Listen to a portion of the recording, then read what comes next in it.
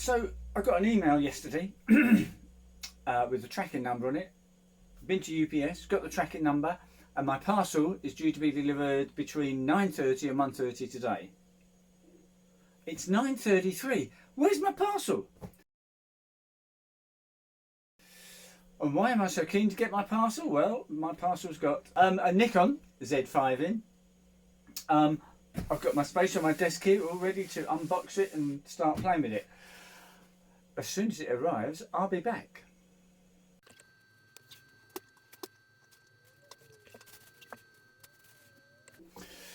So, guess what I've got? I'm not going to bore you with all the unboxing things, so we're just going to zip through this very quickly.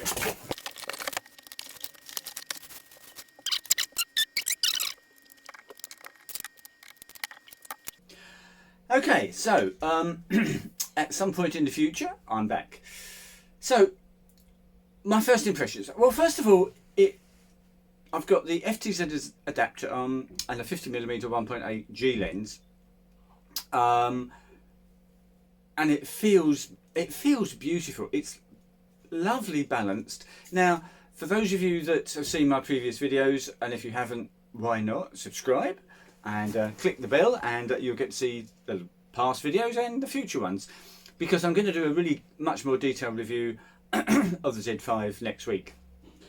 But for those of you that have seen past videos, you will know that I had a Sony a7 III for 2 years, which I got rid of 6 months ago and changed to my D780 because I just didn't get on with Sony. There was many things I didn't like about it. If you want to find out why, and it wasn't right for me, go back and take a look. But this is kind of in the same ballpark as a Sony. It's obviously a lot smaller. Well, I say it's a lot smaller. It's smaller, okay. But whereas the Sony, I don't know, it just never felt very comfortable. I think one of the problems was that the smallest lenses, prime lenses that I could get for the Sony, were kind of even a 35 and a 50mm were the size of the 85mm 1.4 that I've got on the D780. They were much bigger than Nikon lenses. I was using mainly Sigma lenses, which of all the prime lenses you can get are probably the biggest you can get and heaviest. And the whole thing felt really unbalanced. With this lens on anyway, which is what I'm intending to use it for, I'll explain more about that in a second, it just feels beautifully balanced. You can use that one-handed, no problems at all. And in spite of the fact that it's a bit shorter than the D780, which, by the way, is the most comfortable camera I've ever used. The ergonomics are perfect for me, anyway. Maybe it's because I've used Nikon for decades, but this feels almost as good as the D780. It is a bit shorter, so your little pinky is in danger of falling off the end, but it doesn't quite. Whereas the Sony, I don't think the Sony was much shorter. If it was only a millimetre or two, but I never felt comfortable. I always had that finger hanging off the bottom, but here it's just fits, and the actual grip, the rubber is lovely. And it just feels really solid. Beautiful. The buttons, of course, being Nikon, are in the right place. They're very tactile. They just do what you would expect a Nikon to do. And for my brief time with this, I think this is going to become maybe not my best friend, maybe my best friend for a while yet anyway is going to be the D780, but this is going to be a very close second place indeed. We'll see. Maybe it'll even become my best friend. I don't know. So what am I using this for? Why have I got this?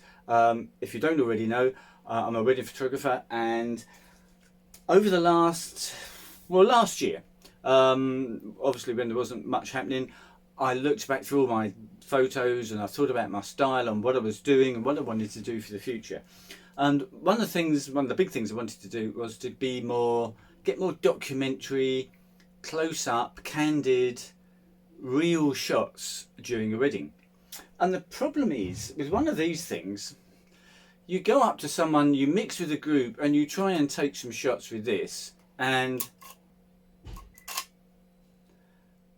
I hope you heard the shutter then. It's fairly loud and it's quite big. It's quite obtrusive. And what I found most of the time, you'd mix with a group and you'd go to take a shot of someone doing something interesting, of a moment, and you've got someone being stupid behind them, or you've got, that kind of reaction. I don't want that. I just want to get a photo of this person doing something which I think is going to make a good shot for the wedding couple. Which means smaller and quieter, which is why I got the Fuji, what was it, 2 or 3 weeks ago, just to try it out. Which I did at a wedding, which I did a few days ago, well, a week ago, and I loved it. It did the job. I was able to mix, just wander around with this little Fuji X100 and take shots.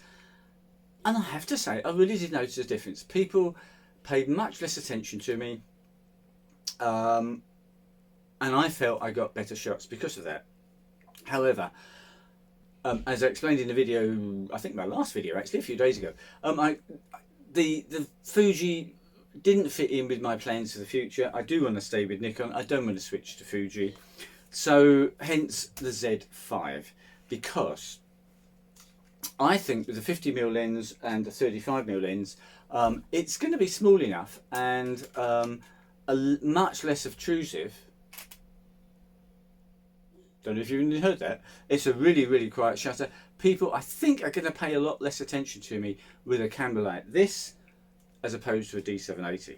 So that's why I've got it. Right. The way I'm going to use it is I've got a 50mm lens on here, and I'm waiting for a 35 1.8 G lens to come up that I can buy. There's thousands of DX lenses, but I want a full frame lens, obviously. So in the meantime, I've got my 35 f2D lens. Now, of course, that won't autofocus on an FTZ adapter, but you can still mount it and you can still manual focus. And I was thinking about this, and again, going back to when I had the Fuji for a while, I did muck around with the manual focus on that, because the Fuji's got the hybrid screen, you've got an EVF or an optical viewfinder, you just flick a switch. And I played around with manual focusing, and I found it quite nice, actually, quite liberating in a way. And I was thinking about this, and you can't do it with a DSLR, but with a mirrorless with focus peaking, I was wondering just how easy is it going to be to manually focus, because if you can manually focus and use matrix metering, you can pretty much forget about all the rest of the stuff on the camera. You can just compose the scene,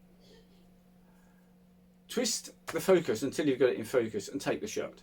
You haven't got to worry about moving the focus point. Are you on single shot or continuous focus? Are you on small focus area? Have you got a D9 area? Have you got the whole thing? Is it using face detection, and is it picking up the face? Is it good? All of that becomes completely irrelevant. It's just you, the scene in front, compose, focus, shoot. And that's what I've just played around with. Not with this 50. The problem with G lenses is if you use manual focus on the G lens, I don't know, it's not built for manual focusing. It's built for autofocusing. And the focus ring on this just feels a bit yuck. Whereas the focus ring on this, it's a bit, if anything, I think it's a bit loose. But it just feels a lot nicer to manually focus with. And on the 85, if you manually focus that, it all feels really quite heavy. On the 35D lens there, it feels like it should be good. And at a wedding, for these sort of close-in shots, I don't want a huge amount of black background blur. I don't want to shoot at f2. I want to be shooting at probably f4, f5.6, something like that. So the depth of field that I'm going to have is going to be quite big, and people aren't going to be 2 feet away from me. They're going to be 4 or 5 feet. and at f5.6 at that sort of at that sort of distance, your depth of field is quite substantial, and so the focusing isn't that critical. And of course, what I found with this and what I've been playing with just now is that focus peaking allows you to very, very easily manually focus. So that's my plan for my wedding tomorrow. I'll be using the 35 manually focused. There are times obviously when I want to use continuous autofocus, the bride walking up the aisle. I can't manually focus on the bride walking up the aisle, and I probably want to use my 50mm lens for that rather than the 85. During the ceremony I'll get some tighter shots with the 85 and the D780, and I can go back to the 35 to get some wider shots manually focused during the ceremony. So that's my plan, but I need to be able to switch from one mode to the other. So that was the other thing I just had a look at very quickly. I'd seen that the Z5, I presume the other Zs have as well, I've got 3 user-defined settings. So what I've done very quickly is I've set U1 up to be autofocus, but focus and recompose. So it's single shot, spot metering using a focus point, and colour as the picture what do they call it? Picture profile? That thing. Which is fine. I've then got U2 switches, it even changes the shutter being the focus to the back button being the focus for continuous autofocus. It switches to continuous autofocus. It switches to wide area, so it's got face detect, and a couple of other settings as well.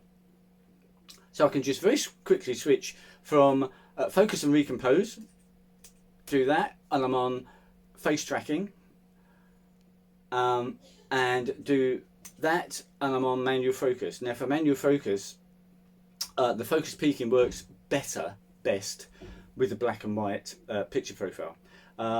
It's much easier to see the peaking, the red, and of course I'm shooting raw, so it's not it's saving it as a JPEG, but it's not literally a black and white photo. I can get it to be colour, but it just makes manual focusing much easier. So 3 settings, and that should be all I need to do to use the camera. I shouldn't need to fiddle with any other buttons. It's all set up, ready to go. So to sum up, my first impressions are brilliant. It's every bit as good as I thought it was going to be.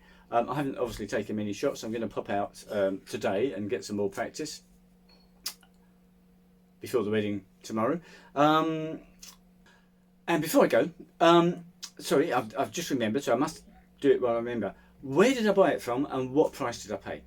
Okay, if you go online and look for a Nikon Z5 or a Z6 or a Z7 or anything else, you will find loads of people selling these. Well, first of all, the Nikon price for this is £12.99. Not sure what it is in dollars, but £12.99, discounted to I think £12.09 or £11.99. It's around about £90 or £100 discounted from Nikon. So that's the proper price. You'll find other camera stores, proper real world camera stores, selling it for around about £1,050, maybe just under sort of £9.95 or something like that. You'll get someone at a proper camera store selling it for. I saw this at $8.25, I think it was, from a company called Ultra Online UK, but I found Wow Camera. Wow Camera? I don't know if they're Wow Camera UK. I think it's just Wow Camera. $8.35. I asked them a question. I sent them an email, and they replied within about an hour. Seemed very helpful. Answered all my questions first off. So I took the plunge and bought this, expecting it on their website. It's saying it would be dispatched within 4 days, I think, and expect it to take 7 to 10 days to actually arrive. Well, the day after, today is Friday, and I ordered this on Tuesday. The day after, so Wednesday, they sent me an email saying, would I like to upgrade my delivery to expedited delivery for £10? So I thought, well, rather than take 2 weeks, which means I'll miss tomorrow's wedding, I would miss 2 or 3 shoots next week, a wedding next weekend, I would miss the opportunity to use this for that. So I thought, yeah, okay, for £10 I'll do that. So I paid that, and it arrived today. So it took about 4 days delivery. Absolutely fantastic, obviously brand new, perfect. So wow cameras, well done. If you're looking for a camera, I'm not sponsored by them, by the way. I just want to pass on what my experience is. I found them very good, they've got good feedback on Trustpilot. So another bit of good feedback from me here too. So what I'm going to do is next week I will be doing a more in-depth video on the Z5, particularly focusing on, if it works okay, focusing on manual focus. How I found it, whether or not it really is what I hope it's going to be, which is kind of liberating and gives me a bit more freedom, or whether it didn't work. I'll give you all that feedback in the next video next week. So have a good weekend, and I'll speak to you then.